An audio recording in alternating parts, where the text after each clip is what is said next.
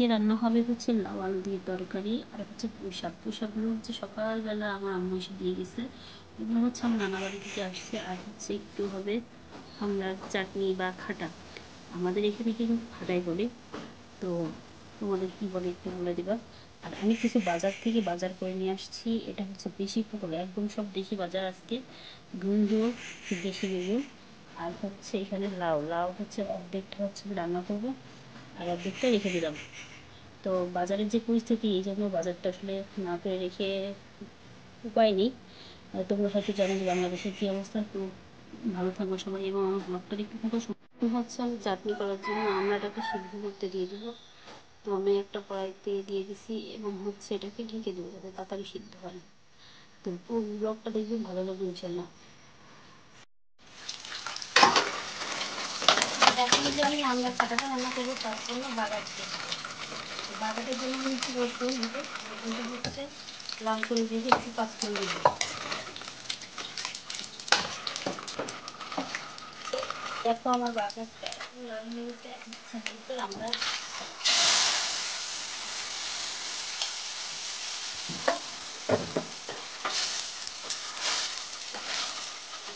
দারুণ একটা ফ্লেভার আসছে। আমি একটু ভাজছি, একটু ভাজা লাগে ডাল একটু পাঠাবো। অনেকদিন ইচ্ছা করছিল ভাতের সাথে একটু খাবো, তো আজকে ইচ্ছাটা করলাম।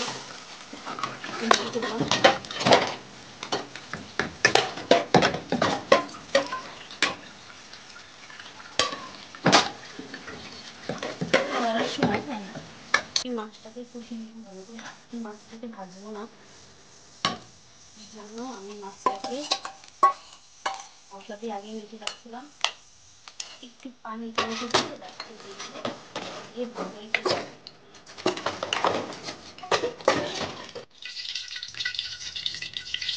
আমার মাছটা কষানো হয়ে গেছে। এখন হচ্ছে আমি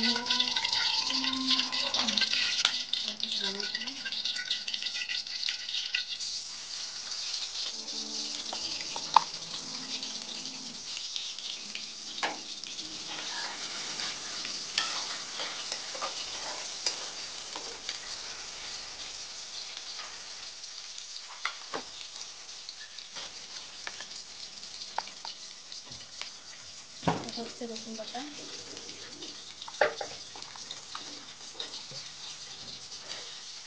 কাঁচামরিচ,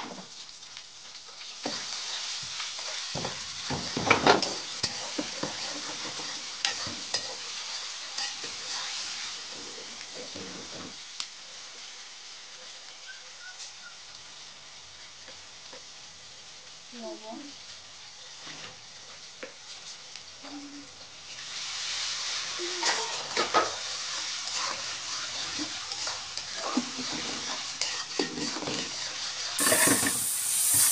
ভালো করে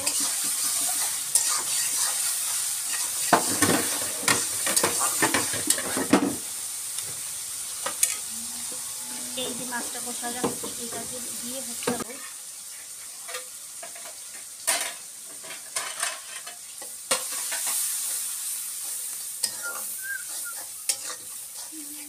কি বলে নেব না আমি থাকবো থাকবি তুই থাকতো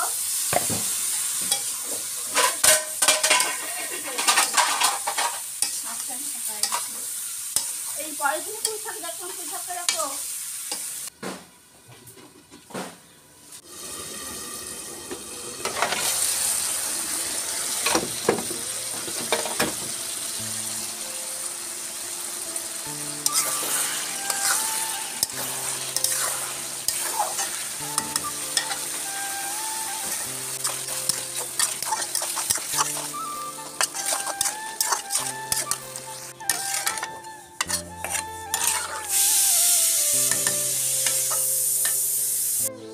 এখন হচ্ছে আমি শুকনো বাটা দেবো।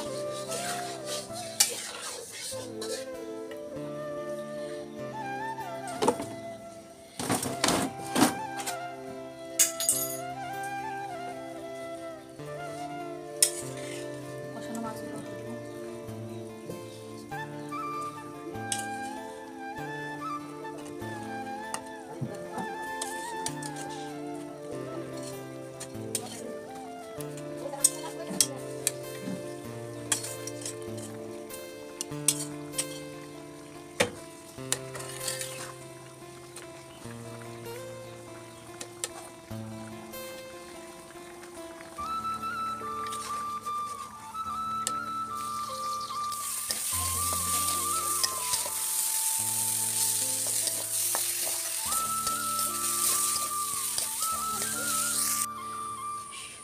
রান্নাবান্না তো শেষ, এখন হচ্ছে আমরা গোসল করতে যাব। তো সবসময় তো বাথরুমেই গোসল করি, আজকে মনে হচ্ছে একটু পুকুরে গোসল করি।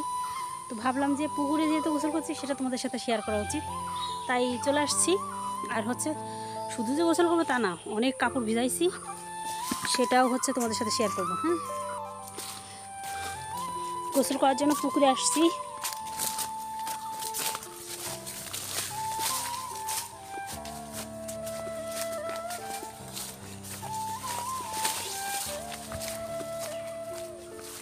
এই যে পুকুর,